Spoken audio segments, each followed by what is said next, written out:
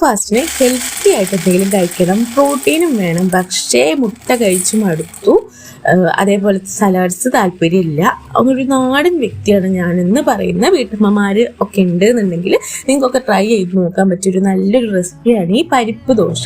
ഇത് നമ്മളൊരു 2 മണിക്കൂർ നേരം വെക്കുക. അതിനുശേഷം മിക്സിയിലിട്ടിട്ട് അരയ്ക്കുമ്പോൾ അതിനകത്തേക്ക് ഇഞ്ചി, പച്ചമുളക്, വെളുത്തുള്ളി, ചെറിയുള്ളി ഒക്കെ ഇട്ടിട്ട് അരയ്ക്കുക. അപ്പോൾ ടേസ്റ്റ് കൂടും. മാത്രമല്ല പരിപ്പല്ലേ കഴിക്കുന്നത്, ഇഞ്ചിയൊക്കെ ചെല്ലുമ്പോൾ ദഹനം, ഗ്യാസ് പ്രശ്നങ്ങൾ കുറവായിരിക്കും ഉണ്ടാവുന്നത്. അപ്പോൾ ഇതൊക്കെ കൂട്ടിയിട്ട് അരച്ചതിന് ശേഷം നന്നായിട്ട് പേസ്റ്റ് പോലെ അരയ്ക്കണം, നന്നായിട്ട് അരയ്ക്കണം. അതേപോലെ കുറച്ച് വെള്ളം കൂടെ കൂട്ടി നീട്ടിയിട്ട് ഈ ഒരു കൺസിസ്റ്റൻസിയിൽ എടുത്തതിന് ശേഷം മല്ലിയില, അതേപോലെ തന്നെ നമ്മുടെ കറിവേപ്പിൻ്റെ ഇല ഒക്കെ ഇട്ടിട്ട് മിക്സ് ചെയ്ത് ഉപ്പും ചേർത്ത് ഉടനടി ചുട്ടെടുത്താൽ നമ്മുടെ ഈ പരിപ്പ് ദോശ റെഡി. കുറച്ച് വെജിറ്റബിൾസും കൂടെ കൂട്ടി കഴിക്കുകയാണെങ്കിൽ ആള് സൂപ്പർ.